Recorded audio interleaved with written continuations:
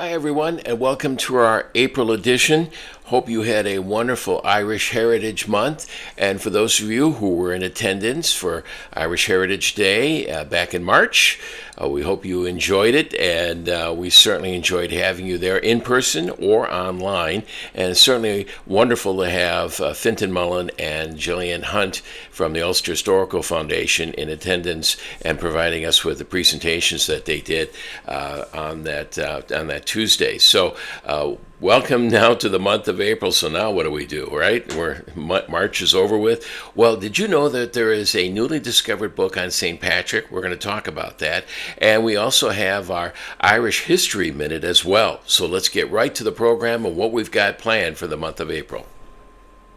Our Irish Saturday for the month of April will be held on April 12th, so stop on by the Hoffman Research Library, which is located at the Minnesota Genealogy Center in Mendota Heights, Minnesota.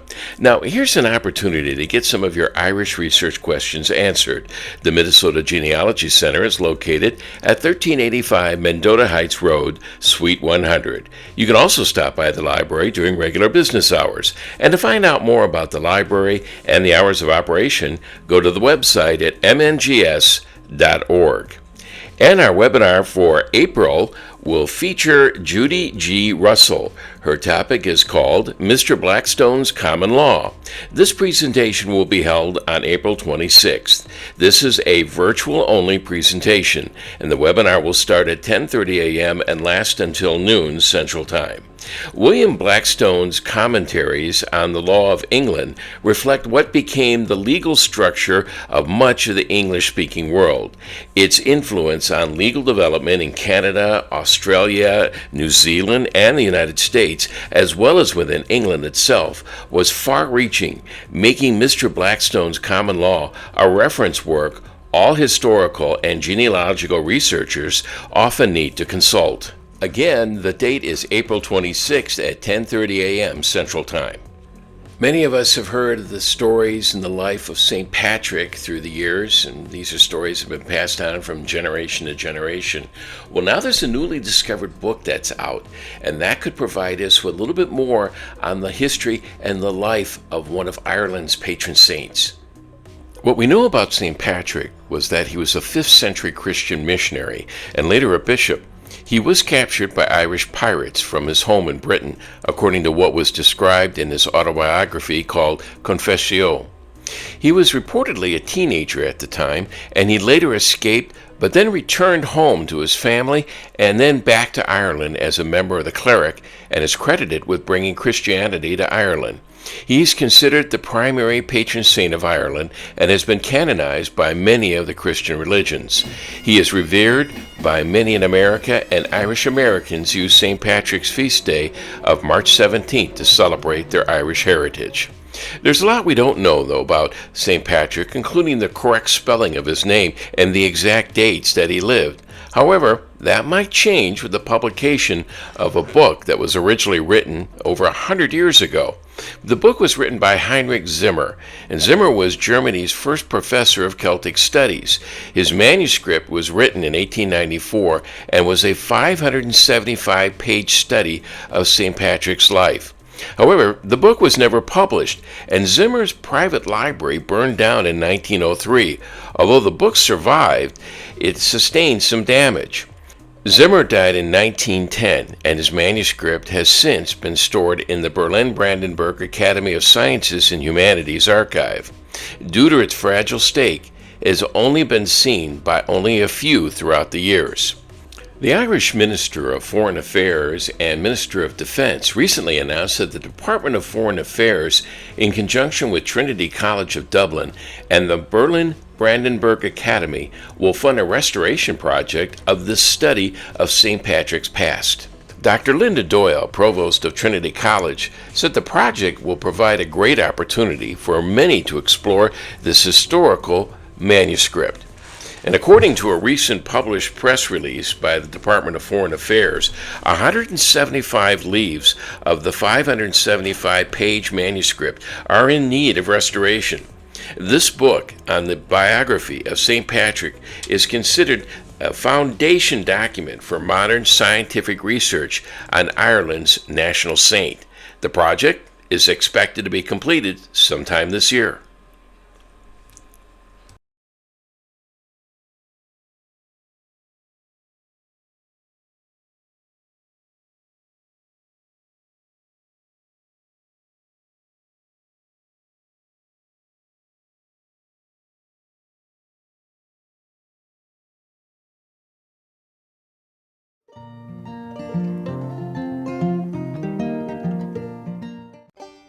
In Ireland, we think we do death well.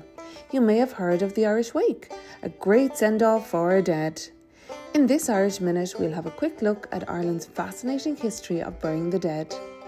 Ireland's oldest known graveyard was founded by the first inhabitants, the Mesolithic peoples, or hunter-gatherers, who braved the chill of the last ice age and settled in Ireland.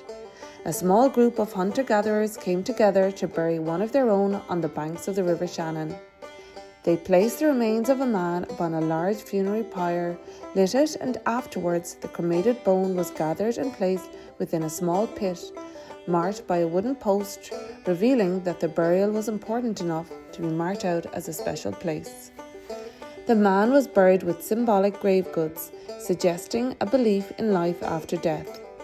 Over the following years, 2 more burials were added, and in doing so, the first Irish cemetery was founded. A profound shift in burial practices can be seen in the Neolithic era, 4000 to 2000 BC, with the age of farming. As the Neolithic farmers were not moving around, they were able to build larger and more permanent dwellings, which also resulted in the rise of the megalithic tombs, monumental structures with colossal stones, often communal burial places, for example Newgrange in County Meath. A new way of marking the resting places of the dead happened in the Bronze Age, 2500 to 500 BC. Cairns, or mounds of stones, and cists, stone-lined graves, were used. Cremation became more prevalent.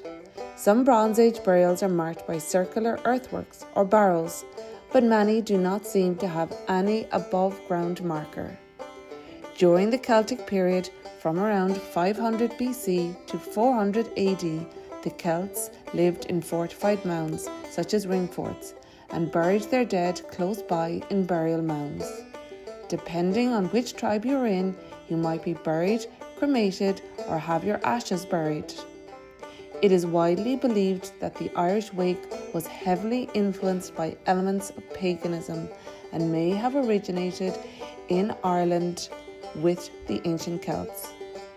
That's it for today. Thanks for watching. We'll see you next time. Slán.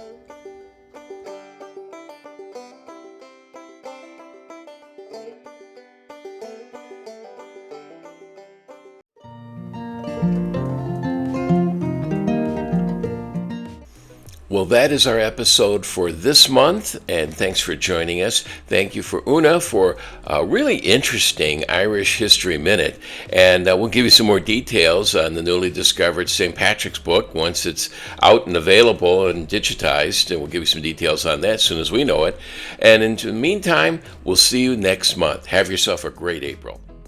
Are you a member of the IGSI? You're not, but you'd like to be? Here's all you have to do. Head to the website at irishgenealogical.org. There you'll find the Join link on the left side of the page, and that's where you can sign up and become a member.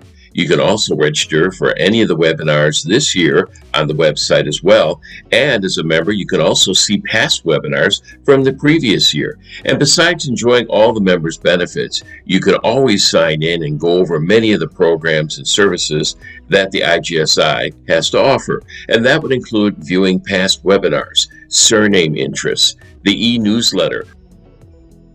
Would you like to be a volunteer at the IGSI? Here's all you have to do. Get on the website at irishgenealogical.org and scroll down to the volunteer link. There you can see all the options that are available to you.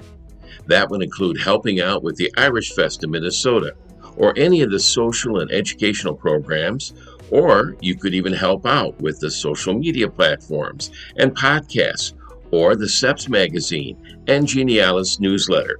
Just click on the Volunteer Now link and sign up.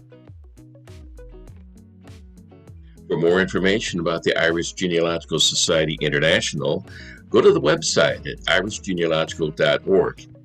And for questions regarding the podcast, send an email to podcast@irishgenealogical.org.